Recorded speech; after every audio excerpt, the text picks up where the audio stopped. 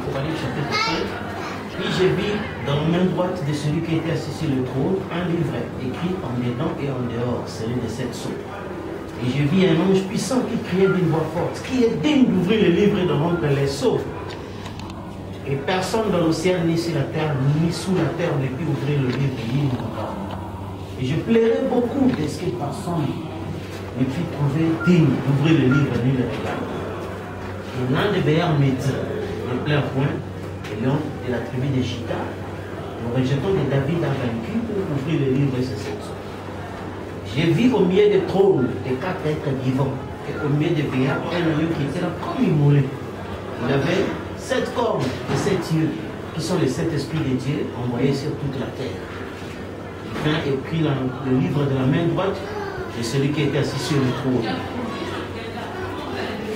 Matthieu 28, verset 17.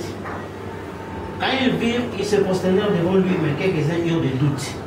Jésus s'étant approché, leur parla ainsi. Tout pouvoir m'a été donné dans le ciel et sur la terre. Allez, faites de toutes les nations des disciples, les baptisant au nom du Père, du Fils et du Saint-Esprit. Enseignez-leur à observer tout ce que je vous ai prescrit, et voici, je suis avec vous tous les jours, jusqu'à la fin du monde. Voilà. Alors, 1 Corinthiens 15, verset 22, là où nous avons l'habitude de lire. Et comme tous meurent en Adam, de même aussi tous revivront en Christ. Mais chacun dans son rang. Christ comme prémisse, puis ceux qui appartiennent à Christ lors de son avènement. Ensuite viendra la fin, quand il remettra le royaume à celui qui est Dieu et Père, après avoir vécu toute domination, toute autorité, toute puissance. Car il faut qu'il règne jusqu'à ce qu'il ait mis tous les ennemis sous ses pieds. Le dernier ennemi qui sera détruit, c'est la mort. Dieu en effet a tout mis sous ses pieds. Mais lorsqu'il dit que tout lui a été soumis, il est évident que celui qui lui a soumis toute chose est excepté. Et lorsque toute chose lui aura été soumise, alors le Fils lui-même sera soumis à celui qui lui a soumis toutes choses. Amen. Afin que Dieu soit tout en tout. Le mystère que nous avons commencé à étudier, c'est le mystère du plan de la rédemption. Et nous savons que s'il y a un sérieux problème que les gens ont aujourd'hui, c'est parce qu'ils ne maîtrisent pas le plan de la rédemption. Les gens ont ignoré que Jésus avait bien précisé que le temps où on devait faire des disciples, c'est-à-dire le temps où on devait prêcher la bonne nouvelle de la croix, c'était pas, ça ne devait pas durer éternellement. C'était un temps bien imparti. N'est-ce pas? C'était un temps bien imparti. Mais souvent vous posez la question aux gens, l'église a commencé où? Et elle devait se terminer où? Parce qu'on devait le savoir. Et parce que, comme on dit, il y a un temps pour tout. Et il a été dit, Frère Madame nous a dit que ce qu'on appelle la parole, elle est vraie quand cette parole est conforme à l'heure et à la saison. Et la loi dit, il y a un temps pour s'aimer, il y a un temps pour moissonner. Je crois que le temps de semailles est différent du temps de la moisson. Alors, Joël dit, mon peuple ne sera plus jamais de la confusion. Parce que la confusion, c'est une folie. Si par exemple, quelqu'un peut confondre le temps de s'aimer et au temps de moissonner, directement c'est la folie. Et quand c'est le temps de s'aimer, il y a une vie conforme au temps de s'aimer. Quand c'est le temps pour moissonner, il y a une vie conforme à la moisson. N'est-ce pas? Et vous allez voir que pendant le semaille, la souffrance, le travail est dur. Pendant la moisson, le travail n'est plus dur, c'est la fête, c'est la réjouissance. Et c'est ce que Jésus a dit dans Matthieu 13. Alors, c'est ce qui fait que nous avons vu comment, par rapport au plan de la rédemption, que le 7 âges de l'Église ne se suivent pas avec les 7 sceaux. Non. N'est-ce pas? Mais nous avons vu que les 7 de l'Église sont contenus dans les 4 premiers sceaux, notamment les 3 premiers âges. C'était cela le premier sceau. Les gens qui ont travaillé sous l'onction du lion, n'est-ce pas? Et nous avons retrouvé ça dans le 5e sceau, 121, 122. Le 4e âge, sur le 2e sceau, ils ont vécu sous le sceau du veau. C'était l'âge des sacrifices, n'est-ce pas? Et nous avons trouvé au paragraphe 140. Et le 5e et le 6e, c'est le 3e sceau, avec l'onction de l'homme. Et on a retrouvé ça toujours dans le 5e sceau, au paragraphe 159, 160. N'est-ce pas? Et le 7e, où personne ne peut nier, Aigle, c'est un prophète. N'est-ce pas? Et on a retrouvé ça dans le 187. Et puis 190 à 193, vous pouvez lire toujours dans le 5e sceau. Alors, c'est ça, nous avons vu les 4 premiers sceaux. C'est là maintenant qu'on a ramassé tous les 7 âges de l'Église. Et alors, nous avons trouvé le 5e sceau. C'est depuis la mort de Jésus jusqu'à l'enlèvement. N'est-ce pas? Parce que l'enlèvement, c'est dans les 4 sceaux. C'est là que le 5e sceau est accompli. Les Juifs qui ont été martyrisés. Nous avons vu ceci que quand Jésus est mort à la croix, et qu'il a trouvé qu'il était innocent, il a dit aux Juifs, cet homme est innocent, mais que voulez-vous que je puisse relâcher entre lui et Barabbas? Il dit non, livrez-nous Jésus, et son sang tombe sur nous et sur nos enfants. Et nous avons vu que son sang est tombé sur eux, d'abord en 71, quand Rome, Titus les a tués, les a massacrés. Et sur leurs enfants, ici, à cette époque ici, n'est-ce pas? Avec Hitler, n'est-ce pas? Et les autres. Et c'est ce qui fait que... Et leurs enfants, ils ont subi ça. C'était le 5e sceau. Et nous avons vu le 6e sceau. Et même quelque part, Frère dit que Luther aussi a provoqué ça. Parce que Luther fit un allemand dans les livres des sceaux. Frère dit, Luther ne tombe pas prophète. N'est-ce pas? Il était réformateur. Il dit, les Juifs sont indiqués s'ils ne croient pas. Ils doivent être tous punis. Et Frère Madame dit que cette parole de Luther tomba chez son frère Hitler. Et Hitler a accompli cette chose-là. C'est ainsi vous comprenez dans ce texte où Jésus disait qu'il ne maudissait pas. Ne bénissez pas. Parce que cette parole-là suit toujours. Et ce qui fait que Luther a parlé ça comme ça, parce que les Juifs ne croyaient pas. Mais cette parole a saisi son frère Hitler. Donc, qui était aussi juif mais allemand. Et puis il a exécuté la chose. Alors, c'est ce qui fait que c'était cela.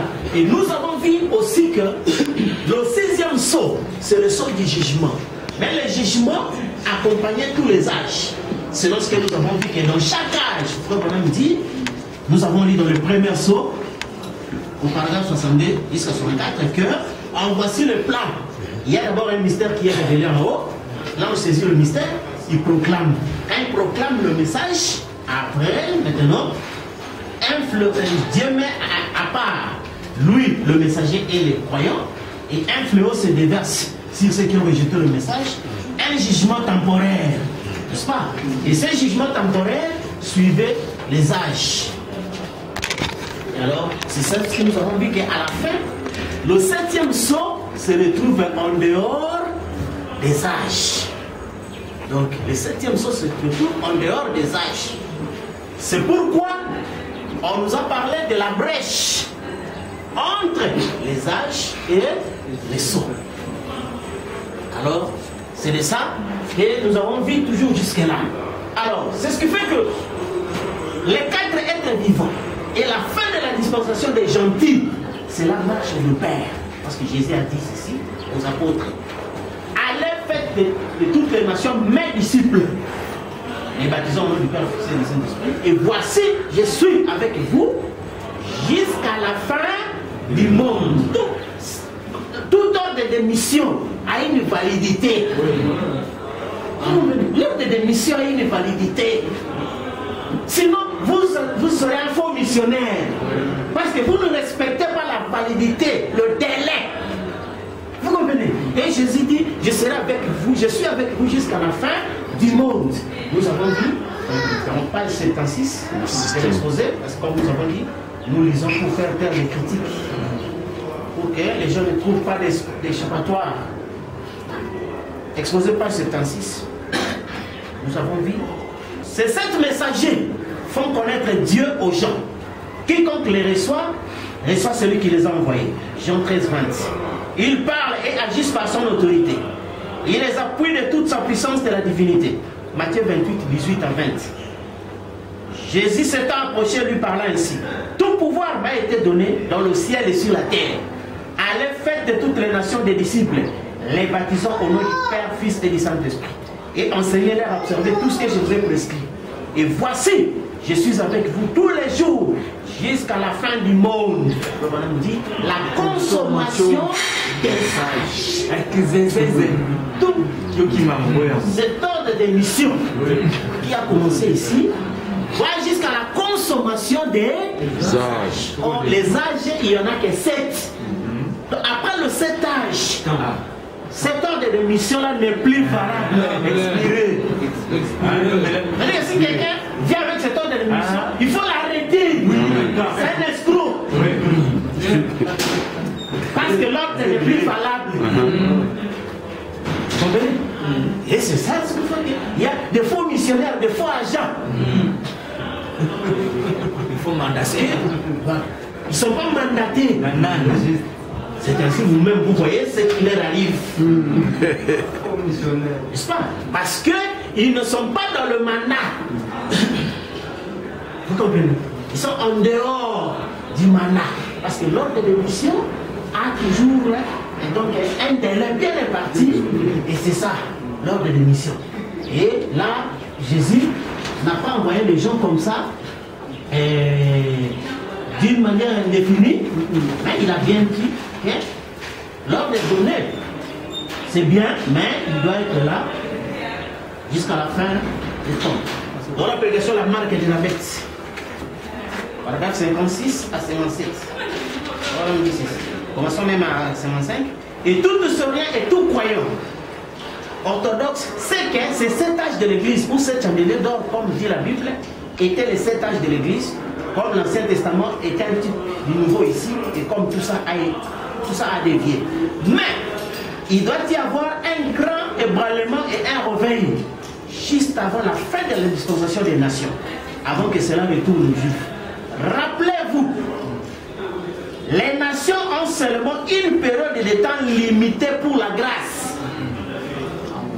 La plus petite enfoulerait au pied les murs de Jérusalem. Jésus l'a dit, jusqu'à ce que la dispensation des nations soit terminée. C'est vrai. Elle a un moment précisément fixé où elle doit se terminer. Donc c'est-à-dire que Jésus a donné la grâce aux nations. C'est vrai. Mais il y a un moment précis où cette grâce-là doit se terminer. Il y a un moment précis. Vous sentez les gens, oh la grâce est tout là encore, la grâce est tout là, c'est bien bon. Mais il y a un moment précis. Vous devez chercher ce moment-là.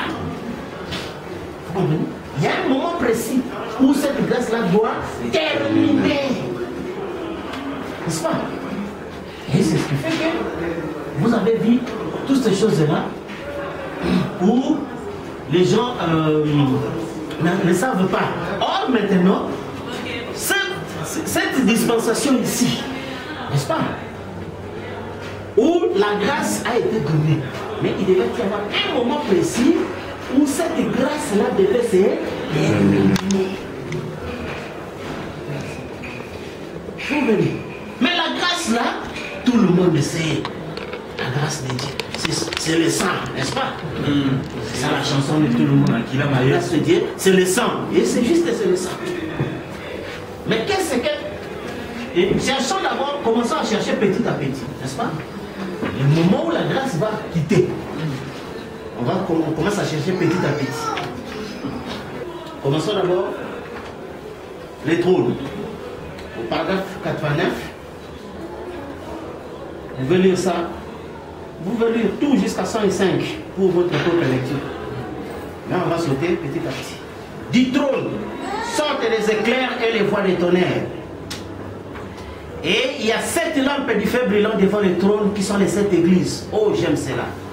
Cela me fait comme si je me sentais parfaitement bien dans mon vêtement. Je vais parler de mon vêtement spirituel, bien sûr. Du trône. Maintenant, parlons de ce trône pendant quelques temps. Ce n'était pas le trône de la grâce avec celui-là. C'est terminé, il n'y a plus de grâce. Ce trône ici est sans miséricorde. Comment le trône du jugement va-t-il être le trône du jugement de Christ, le grand trône blanc du jugement? Y aura-t-il encore de la grâce? Il n'y aura aucun nombre de grâces accordées au trône du jugement. Vous pouvez crier grâce jusqu'à perdre de la voix, c'est comme si vous criez dans le désert. Il n'y a plus de grâce. Voilà. Aujourd'hui est le jour de grâce. Revenons à l'Ancien Testament un petit instant et cherchons ce qu'est la grâce. Voyons ce qui se passe à ce trône. Bien sûr, qui est le trône de jugement. Et la raison pour laquelle il y a la grâce, c'est parce qu'il est le propitiatoire. Le trône de la grâce est aspergé par quelque chose qui fait expiation, le sang. Tant que le sang est sur le propitiatoire, il n'y a pas de jugement. C'est la grâce parce que quelque chose est mort pour que l'on puisse échapper au jugement. Si vous comprenez cela, dites Amen. Aussi longtemps que le sang est sur le trône de la grâce, il montre que quelque chose est mort pour retenir le jugement. Mais quand l'Église sera enlevée, le trône de grâce deviendra le trône du jugement. Vous savez que dans le Nouveau Testament, lui aussi, c'est dans le sanctuaire que le juge a son trône. Or, le sanctuaire où se trouve le trône du jugement fut rempli de fumée. Qu'est-ce que c'était? C'était comme le jugement sur le mont Sinaï. La grâce a quitté le trône de Dieu. Dieu jugera le monde sans miséricorde. Combien savent cela? Alors, on saute un peu. On va aller d'abord. C'est ça. Alors, prenons Apocalypse chapitre 4, la prédication. Prédication Apocalypse 4. Voilà. Apocalypse 4, commençons au verset 67. Et voici un trône était placé, 67 jusqu'à 69. Il était placé dans le ciel. Et sur le trône, quelqu'un était assis. Remarquez cela, le trône. Il est assis sur le trône. Il n'est plus en bas sur la terre au milieu des lampes d'or. L'enlèvement a eu lieu. Il est dans la gloire, assis sur le trône. Je voudrais que maintenant et par la suite, vous remarquez qu'il ne s'agit pas de trône de grâce. Vous le verrez ailleurs. Au chapitre 5, ce n'était pas le trône de grâce, c'était un trône de jugement. Ce n'est pas un trône de grâce parce que le feu, les éclairs et les tonnerres en sortent. Il n'y a plus de grâce. Ce temps-là est passé. Les âges de l'Église sont terminés. Ce soir, le sang est encore sur le trône. C'est encore un trône de grâce pour tout pécheur qui implore miséricorde. N'est-ce pas? Mais ce jour-là, ça ne sera plus un trône de grâce, ça sera un trône de jugement sur lequel siégera un Dieu irrité quand il viendra dans les nuées de sa gloire.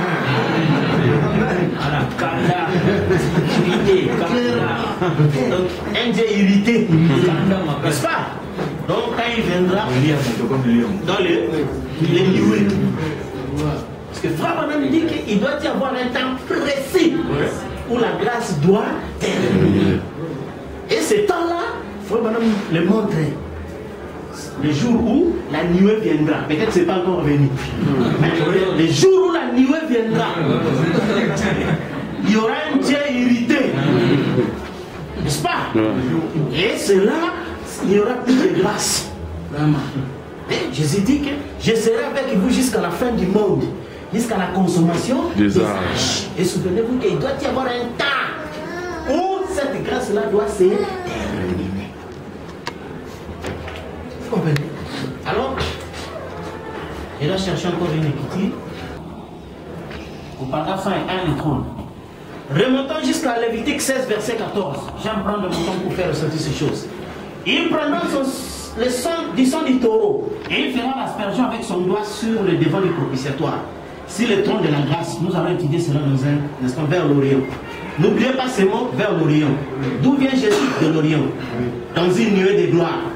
Où se lève le soleil? À l'Orient. D'où se lèvera le Fils de l'Orient. Où se trouvait le trône de la grâce? Vers l'Orient. Pourquoi vous ai-je fait asseoir comme ceci vers l'Est? Pourquoi le trône est à l'Orient? Nous verrons cela un instant. Cela est beau, je vais le dessiner. À tout ce que j'ai pu J'ai demandé d'apporter du papier pour que vous puissiez recopier cela. Nous allons dessiner dans quelques instants. Vers l'Orient, il fera avec son doigt 7 fois l'aspersion du sang devant le propitiatoire. Oh, n'est-ce pas beau? 7 fois vers l'Orient. Qu'est-ce que c'est? Les 7 âges seront couverts de sang. Alléluia. Le sang de Jésus-Christ est suffisant hier, aujourd'hui et pour toujours. Et dans chaque âge, pour sauver chaque pécheur, guérir chaque maladie, accomplir chaque miracle et chaque signe. Déjà 7 fois dans l'Ancien Testament, 1490 ans avant la venue de Christ, pensez ce symbole. Il égorgera le bouc expiatoire pour le peuple. Il emportera le sang au-delà du voile. Il fera avec ce sang comme il a fait avec le sang du taureau. Il en fera l'aspersion sur le propitiatoire et devant le propitiatoire. C'est ainsi qu'il fera l'expiation pour le sanctuaire à cause des impuretés des enfants d'Israël et toutes les transgressions par lesquelles ils ont péché. Il fera même pour la tente d'assignation qui est au milieu de leur impureté. Qu'est-ce que c'était? Le propitiatoire, le trône de la grâce.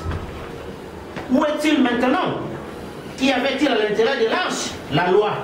Et d'après la loi, enfreindre un seul commandement, c'était mourir sans miséricorde. Mais étant donné qu'on pouvait obtenir miséricorde, le sang devait être répandu sur l'autel pour faire l'aspersion du propitiatoire. Et le propitiatoire, c'est l'autel où vous agenouillez pour demander miséricorde. Dieu interdit que nous élevons de nos églises, l'autel en ancienne mode, où l'on peut s'agenouiller et invoquer la miséricorde. Et la miséricorde est abondante et c'est pour librement des sang du Seigneur Jésus. C'est le trône de la grâce, c'est le propitiatoire. Mais vous remarquerez qu'ici, il ne s'agit plus du propitiatoire, du trône de la grâce, car il y a des éclairs, des voix et des tonnerres. Il n'y a pas de tonnerre avec la grâce. Ils vont avec le jugement. Vous voyez? Alors, c'était ça, ce que nous disons d'habitude, c'est que les 7 âges de l'Église, n'est-ce pas, étaient typifiés par Lévitique 16, où on devait asperger le sang 7 fois, n'est-ce pas? Et après cette aspersion du sang, c'est là que l'expiation est complète, n'est-ce pas? Mais qu'est-ce que le sang? N'est-ce pas? Or, le sang, il nous a été défini comme ceci dans Christ est la révélation du mystère de Dieu.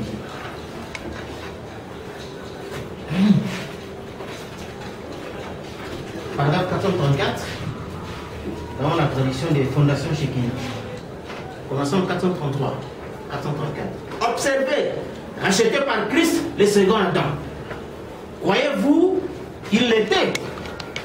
Retournant à la maison en Éden avec son épouse, déchire ramené à la maison. C'est cela Christ et l'Église aujourd'hui. Il ramène son épouse, voyez-vous?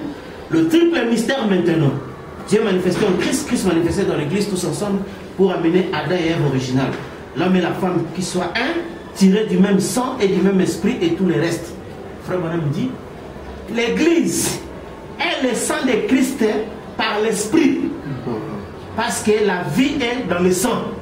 C'est cela le baptême du Saint-Esprit qui nous baptise dans ce corps, qui ne reconnaît que son corps, sa chair, sa parole. Vous voyez? L'Église, c'est le sang, n'est-ce pas?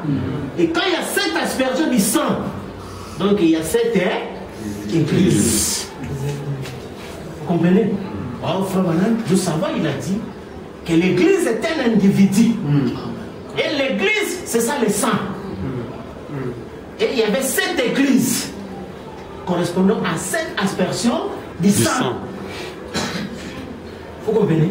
Et quand Jésus dit que, quand Frère Branham dit que, il doit avoir un moment précis où cette grâce-là doit se terminer.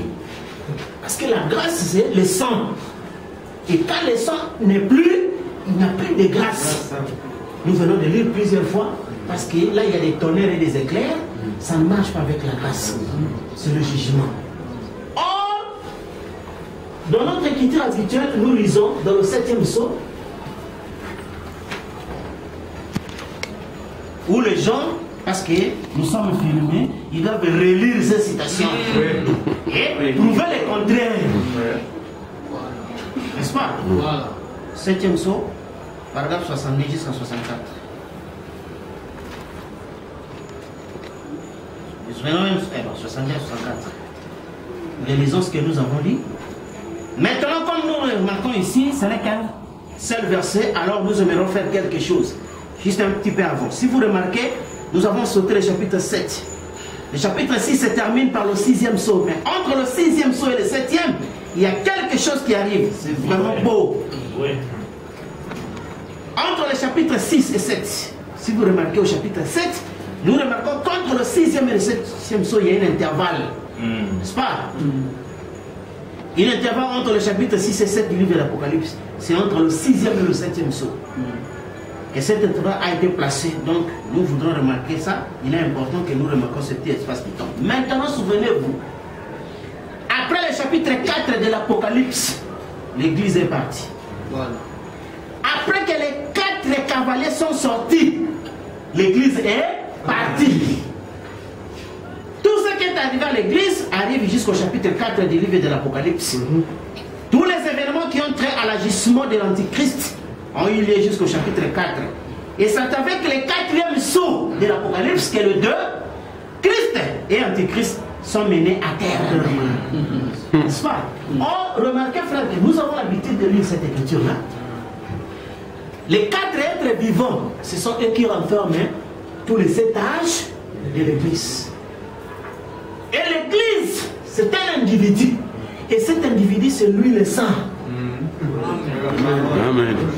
Parce que nous avons dit aux gens, qu'est-ce qui pardonne le péché? C'est le sang ou l'Église? Parce que Jésus a dit à l'Église, c'est à qui vous pardonnerez. Leur péché sera pardonné. Amen. Alors maintenant on pose la question. Voilà. C'est le sang qui pardonne ou c'est l'Église qui devait pardonner? C'est pourquoi la première aspersion dans le premier pardon des péchés, c'est l'Église qui a donné ça. Les gens n'ont pas dit, Seigneur, qu'est-ce qu'on nous fait? Il dit, oh mes frères, que ferons-nous? Au lieu qu'ils disent, Dieu, que ferons-nous? Non, ils disent, oh mes frères. Donc c'était des frères, des hommes, des frères. Que ferons-nous? Oui. Et si Pierre n'avait pas parlé, il n'allait pas être pardonné. Il parlait, Pierre ouvrit la bouche. Répentez-vous. Que chacun soit baptisé dans le nom du Seigneur Jésus-Christ. Et vous recevez le pardon des péchés. Directement. Ils ont reçu le sang. Et l'église c'était Pierre. C'est pourquoi l'église n'est pas un bâtiment. C'est pas un bâtiment. Vous comprenez? Donc ce fait que l'église, c'est l'individu. Et quand Jésus a dit que tu es Pierre, il sait que Pierre, je bâtirai mon église. Et les portes de l'enfer ne prévaudront point contre elle. La révélation de qui il est. Vous comprenez? C'est pourquoi il a été défini qu'il n'y a aucun intermédiaire entre Dieu et les hommes, si ce n'est Jésus-Christ, homme. C'est pourquoi les gens ont posé Jésus-Christ est homme et frère. Que ferons-nous? Oui. Et Pierre a répondu. Vous comprenez? Et depuis là, c'était le feu original. Et ce feu-là tomba sur Paul. Et à partir de Paul, on brûla les 7 autres chandeliers. Vous comprenez, frère? Et la grande confusion, c'était quoi? Je ne sais pas si je peux retrouver rapidement question en poste numéro 3 dans le brochure ici.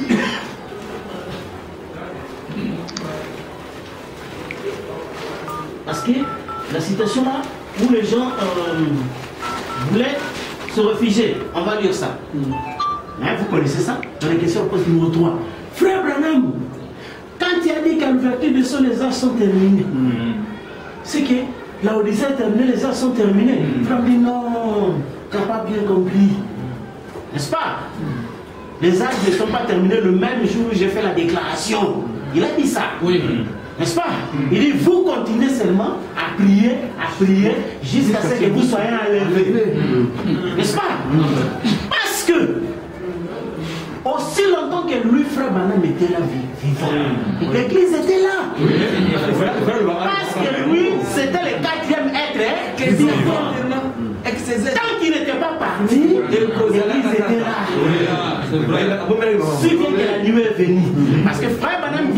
ça aux gens, il dit, le discernement va continuer. Il y a quelque chose de plus important qui arrive. Vous comprenez, frère? Et c'est là qu'il a dit aux gens que non, continuez jusqu'à ce que vous soyez enlevés. Oui, bien sûr. La personne qui n'est pas enlevée doit prier. Alors, ce qui fait que, faut maintenant mettre là, étant que l'être vivant à la face de l'aigle, vous comprenez?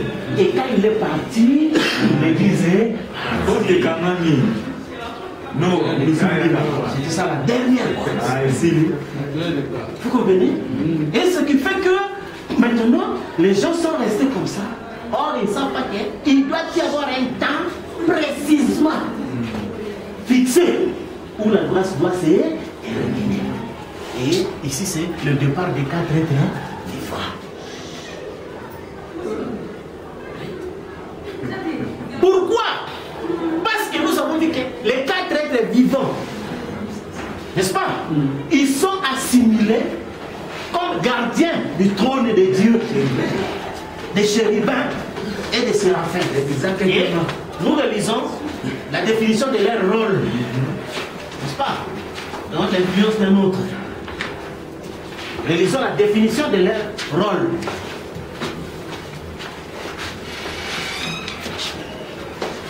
C'est pourquoi, quand les 4 êtres vivants sont sortis, donc l'église est partie. Comprenez? Et tout le monde qui vient avec des faux mandats doivent être arrêtés. Remarquez, Ésaïe sait qu'il devait trouver quelque chose de différent. Alors que fit-il? Il alla au temple. Il leva les mains et cria à Dieu. Et il eut une vision. Dans cette vision, il vit Dieu, non pas sur un trône ici-bas, mais à un endroit élevé, très élevé. Les pans de sa robe le suivaient et s'élevaient dans les cieux. Et il vit des séraphins voler d'un coin à l'autre du temple. Oh là là là là. Le mot séraphin signifie brûleur qui se tient près de l'autel.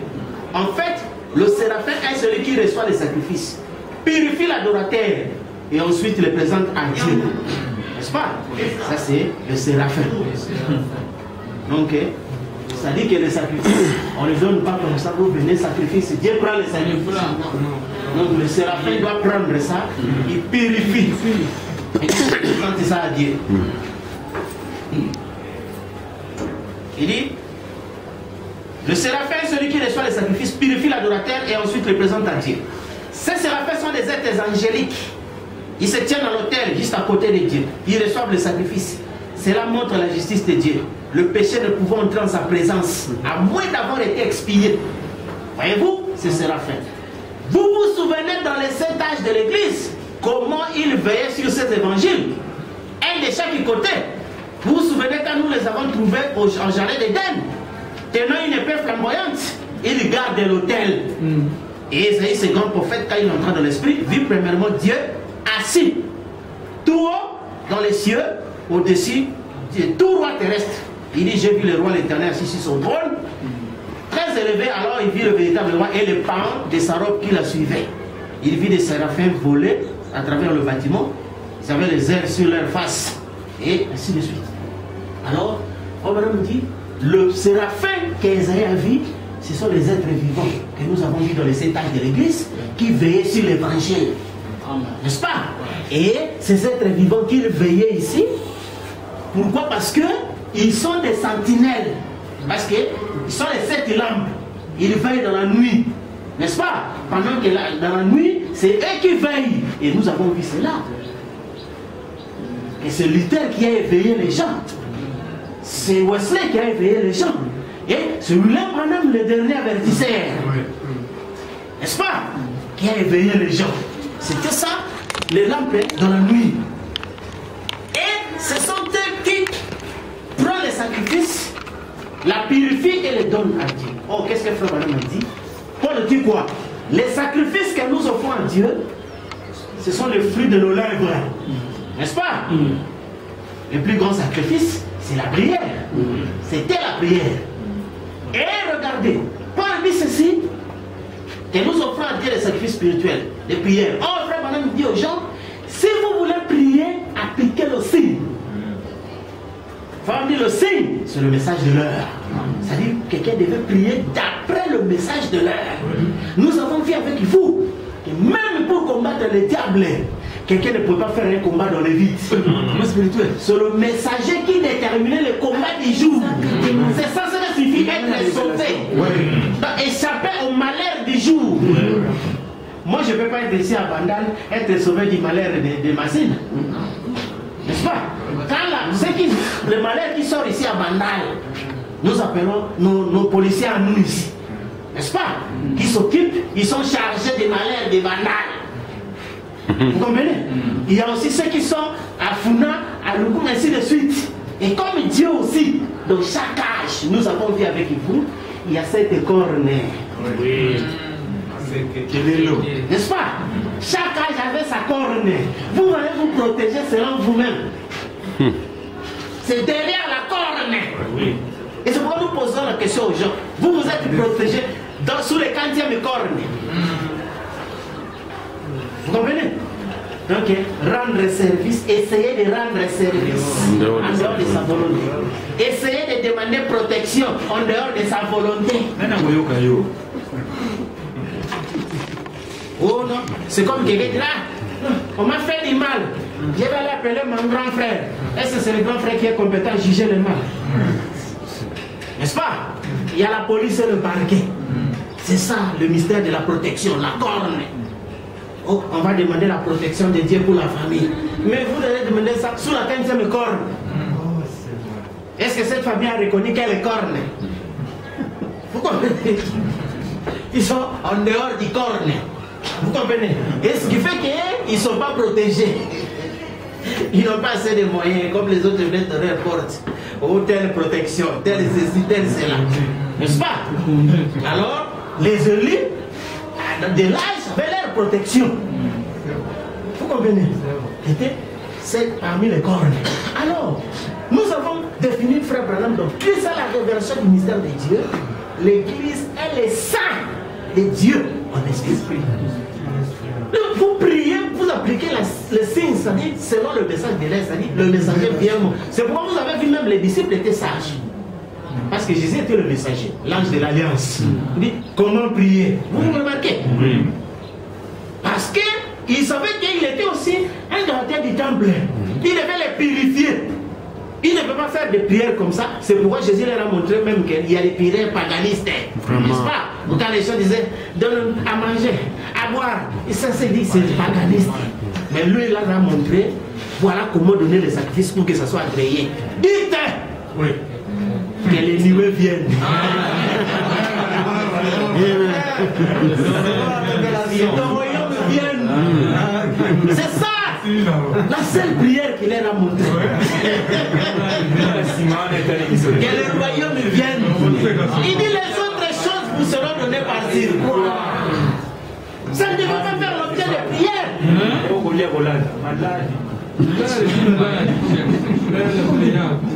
Ça ne devait pas faire l'objet de prière. Cela est donné par sur quoi? Alors, le séraphin, l'ange de l'alliance, a purifié les disciples. Leur a montré comment les sacrifices devaient être donnés. Vous comprenez? Et quand Frère Branham, le dernier messager était là, il a dit aux choses. Parce que Jacques a dit, vous demandez, vous ne recevez pas, vous demandez mal. Et mal. Dans les soucis de satisfaire vos convoitises. Voilà. Vous comprenez? Or ici, pour nous même montrer aujourd'hui, appliquer le signe, donc ça va être conforme à l'âge. Vous comprenez? Et c'est ça, les saints. Et les 7 messagers sont les saints. Vous comprenez? Chacun était les 100% de l'église. Et quand les 4 êtres vivants, c'est-à-dire les 7 messagers, sont partis, l'église est partie aussi. C'est-à-dire que quand le sang est parti, l'église est partie, c'est-à-dire le sang est parti. N'est-ce pas? Et c'est ça ce que nous avons fait voir aux gens que quand le sang est parti, la conséquence est que nous venons de lire sur le trône, paragraphe 91, que s'il n'y a plus de sang sur le propitiatoire, vous pouvez crier jusqu'à perdre la voix. c'est comme si vous criez dans le désert. Tout comme si vous criez dans le désert. Vous comprenez, frère?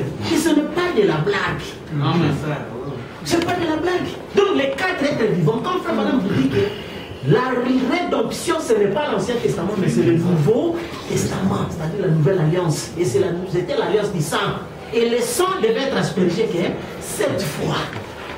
C'est pourquoi retenez très bien la citation que nous verrons de lire sur la marque de la bête.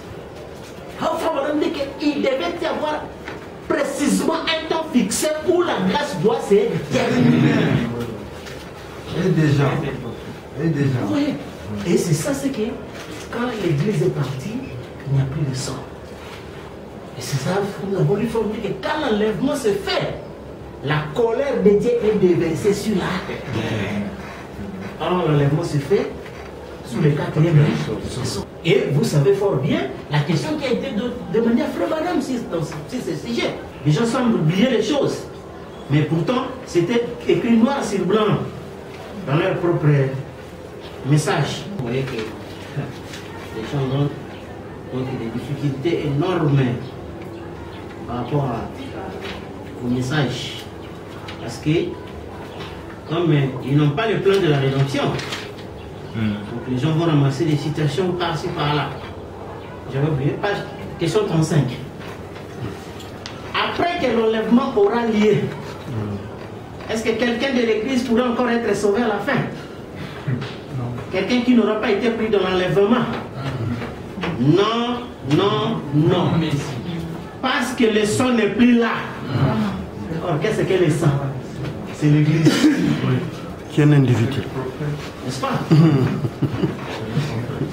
Vous voyez, il n'y aura pas d'intercession. L'âge des nations est terminé. Personne ne sera sauvé après l'enlèvement. Ou personne de l'église. Non, non. L'église. Que celui qui est souillé se souille encore. Que celui qui est saint se sanctifie encore. Voyez-vous, ça ne sera pas, voyez-vous, pas après le départ de l'église. N'est-ce pas? Et nous savons, frère Branham dit, quand les 4 êtres vivants sont partis, l'église est partie. Et à ce moment-là, personne ne peut être sauvé. Non, non, non. Parce qu'il n'y a pas de sang sur le trône. Vous revenez. Et c'est ainsi que vous voyez comment les 4 êtres vivants, donc les 7 âges de l'église, c'est ça la dispensation des gentils. N'est-ce pas? La plénitude du temps des gentils, tout le monde sait cela. Et le dernier moment qui leur a été imparti pour la grâce, où Paul a dit, Christ devait rester ici régner, jusqu'à détruire tous ses ennemis. Le dernier ennemi qui sera détruit s'appelle la mort. Et tout le monde sait que l'ennemi du 4e jour s'appelle la mort. C'est son dernier ennemi. Et quand Christ vainc cet ennemi-là, c'est fini. Lui-même, Jésus a dit aux gens, cet évangile sera prêché par toutes les nations. Ensuite, il viendra la fin. Mais pour nos frères, jusqu'aujourd'hui, la fin ne vient pas. Même les gens qui lisent les brochures, ils croient que les brochures d'abord c'est quoi? Pour comprendre. Le message de Frère Branham, sous le 4e sceau, fait partie du Nouveau Testament. Fait partie de la bonne nouvelle de la croix de Jésus-Christ. Parce qu'il a été dit, comme lequel part en Orient se couche en Occident. Ainsi sera l'avènement du Fils de l'homme. Exactement du peaufiné fignolé. Afro dit, il s'est révélé chez les Orientaux, il devait se révéler chez nous les Occidentaux. C'est le même évangile. Et Paul dit, le dernier ennemi, c'est la mort. Et il apparaît dans le 4e sceau. Le dernier être vivant, c'est l'éclair. Il apparaît dans le 4e sceau. C'est pourquoi, jusqu'aujourd'hui, les gens continuent à prêcher le Nouveau Testament au nom du message. Croyons croire la parole. Alors que cette alliance-là est finie. Parce que c'était l'alliance du sang. Oui. N'est-ce pas? Donc, la nourriture des anges. Oui. Qui n'existait pas en Cana. Hein, c'était pour le voyage. Et dans la prédication, Jésus est glorifié. Donc, madame dit, qu'est-ce que la manne? Répentez-vous, soyez baptisés au nom de Jésus-Christ pour le pardon des péchés. C'est ça la manne. Et la manne ne tombait pas quand ils étaient entrés au pays. Non, au pays, il n'y a pas cette histoire-là de repentir. Ceci. C'était triste. Je parlais avec un ami. Alors, pour me contredire, il dit, je vais t'envoyer des citations. Comment toi tu dis que tu ne pries pas, mais tu prêches? Je vais t'envoyer des citations. Je l'ai écrit d'abord, mais moi je n'ai jamais prêché. Parce que l'adoption vous a défini des choses. Voici la différence entre l'après. Moi je n'ai pas trouvé le sang pour amener les gens à la repentance. Mais l'enseignement place les gens côté position. C'est le pain maudit. L'adoption, c'est la position.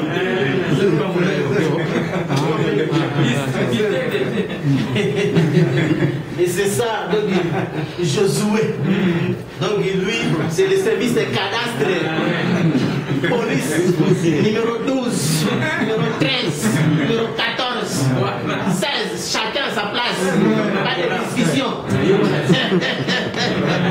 Distributeur de terre, Josué.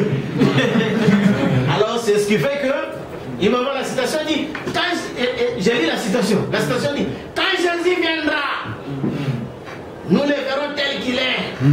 Nous serons dans un corps semblable à lui, un corps glorifié. Et à ce moment-là, il n'y aura plus de prédication pour les pécheurs. Et on ne priera plus pour les malades. Je dis, mais c'est ça qui me réconforte. C'est ma position. Il va donner encore une bonne citation. Je dis que non, j'ai compris ta difficulté. Tu n'as pas compris que Jésus devait venir pour ses frères. Il ne vient pas pour les humains. Exactement. Vous comprenez? Et c'est pourquoi ses frères ont déjà un corps glorifié semblable à lui. Ses frères ne sont plus ni malades, ni quoi que ce soit. Vous comprenez? Les frères sont sans péché, donc ni rite, ni rien de semblable. Et c'est ça, c'est difficile. Donc, les gens sont dans les charnels. Voilà. C'est-à-dire, ils attendent la venue de Jésus dans la charnelle. Et or, ils ont oublié l'avertissement que Paul a donné. Paul, avant de parler de la trompette, il dit faites attention, faites attention, faites attention. Les chants, la chair et le sang n'éviteront jamais la nuée. Le royaume de Dieu. Et il les a fait cet avertissement-là. Parce que l'Esprit sentait déjà qu'il y a cette confusion-là. Parce que quand Jésus est ressuscité, cette confusion-là persistait encore au milieu des disciples, comme ils n'étaient pas encore convertis. Est-ce que c'est en ce temps-là que tu établiras le royaume d'Israël? Frère Branham dit, ils avaient l'idée d'un royaume terrestre, où Jésus est là-bas et puis des gouverneurs, des premiers ministres. C'était déjà ça le charnel. Ou quand vous voyez, on a parlé aux gens de ce que nous allons régner. Et puis les gens disent, ah, les politiciens font ce qu'ils font. Et c'est ce qu'ils font. Ils font ce qu'ils font parce que toi tu es sous l'influence des politiciens. Mais si tu comprends qui tu es, c'est toi, c'est pas vous. Vous, l'esprit. L'esprit devient la pierre de feu qui est au sommet de tout. La pierre de feu n'a pas de parti politique. N'a pas de président. Ni quoi que ce soit. Parce qu'il est au-dessus de toutes choses. Amen. Vous comprenez? C'est pourquoi vous comprenez que toutes ces choses-là, donc, ça ne le touche pas. Parce qu'il connaît le sort de tous ces gens-là. Nous connaissons que leur royaume se termine avec le pied d'argile et de fer. Ils n'ont plus rien. N'est-ce pas? Et ils sont là à la merci de la Russie. Et nous, comme Abraham, qui observait Sodome de loin, nous observons le monde de loin. Et nous savons le sort qui est réservé à ce monde ici. Selon les deux grands signes qui nous sont apparus. La naissance de l'État d'Israël, ça a amené la venue de Nioué. C'est-à-dire la seconde venue, le sans-feu pour détruire le monde spirituel. Et la naissance de l'État de la Palestine, des Arabes, amène le conflit, amène Gog et Magog. Vous comprenez, pour le fait littéral, détruire le physique. Comme Daniel avait vu, la pierre qui a détruit les statues et le vent qui devra balayer les saletés. Vous comprenez? Et c'est ça que les gens ne comprennent pas. Alors, c'est ce qui fait que quand les 7 êtres vivants sont partis, vous comprenez que le 7e saut se trouve en dehors de ces des âges. Vous voyez, frère? Donc, ça se trouve en dehors des âges. Ici, dans les âges, il n'y a que le premier saut, deuxième, troisième et quatrième saut. Vous voyez? Et le 5e saut, il n'était pas concerné par les âges. Le 6e saut, ce sont aussi des gens qui ont refusé les messagers. Donc ils ne sont pas concernés dans ça. Ceux qui étaient en dehors du messager. C'est eux qui subissaient les jugements temporaires. Vous comprenez, frère? Et le 7e saut, c'est en dehors. Ça n'a pas d'existence. Donc c'est ça ce qui fait que le mystère est que donc il n'y a pas moyen. Alors c'est pourquoi remarquez, frère, la dispensation maintenant des gentils. Parce que quand on parle la fin de la dispensation des gentils, n'est-ce pas? Souvent les gens vont les gentils, les païens, et nous l'église, tout ça. Non. Parce que Frère Branham a défini qu'est-ce que les gentils. N'est-ce pas? Christ est la version du mystère des Dieux. Paragraphe 304. Ah oui, c'est ça. C'était 364. Christ est la révélation du mystère de Dieu. Remarquez maintenant, pas dans les prophètes, ni dans les rois, ni dans rien d'autre, mais ici pour la première fois, Dieu était révélé en Christ, dans la plénitude de la divinité, corporellement dans la chair humaine.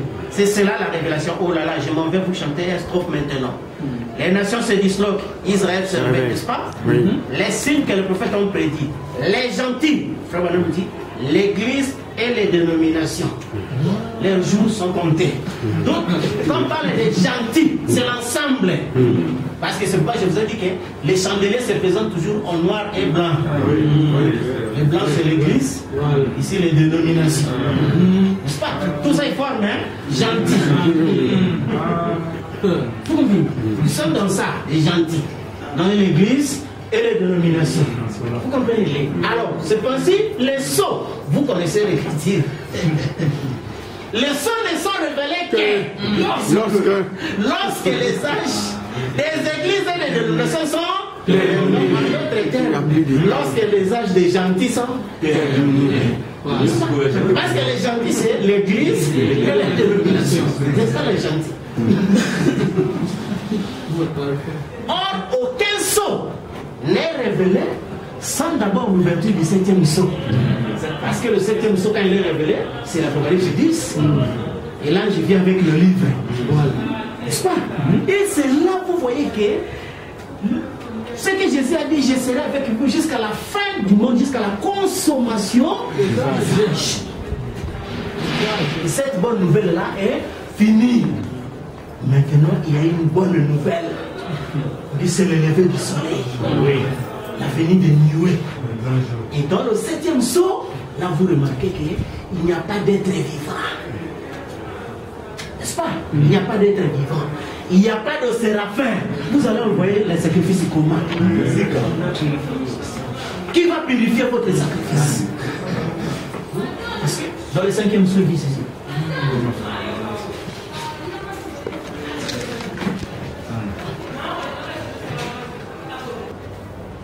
Il dit ceci, commençons même par 186, puisqu'il est là-bas. Non, commençons par 185. Ici, ces êtres vivants, je ne les savais pas du tout auparavant. J'étais simplement assis là, j'ai vu cela se dérouler devant moi, là-bas aussi clair. Et vous me voyez en ce moment. Voyez-vous, donc il a vu ça comme ça.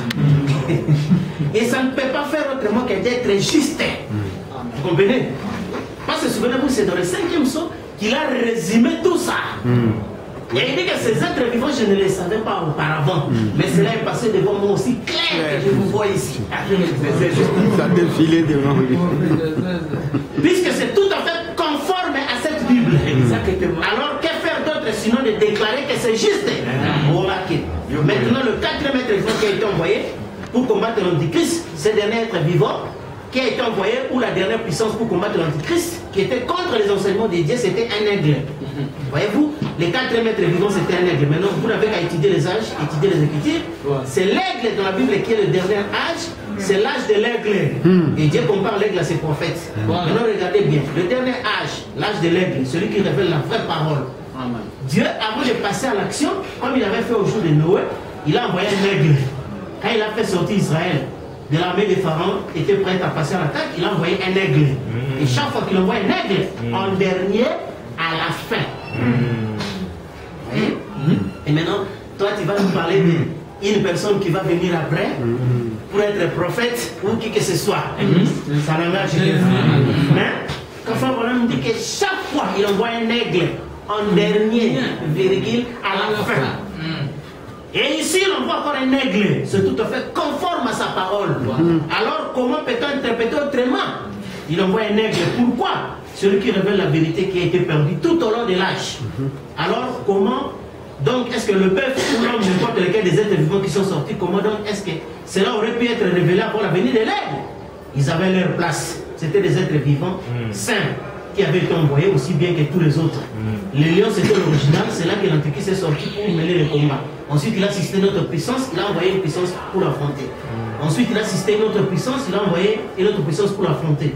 Et puis, comme dernière puissance, il fait descendre l'aigle pour ramener le cœur des enfants à la foi originale de leur père. L'âge de l'aigle. Ensuite, si vous remarquez, il n'y a plus d'êtres vivants. Il n'y en a plus. C'est la fin. Maintenant, si vous voulez prendre l'Apocalypse 10, 1 à 7, si vous repérez, souvenez-vous de l'âge du dernier messager, voyez-vous, il devait se passer quoi? Tous les mystères de Dieu devaient être révélés.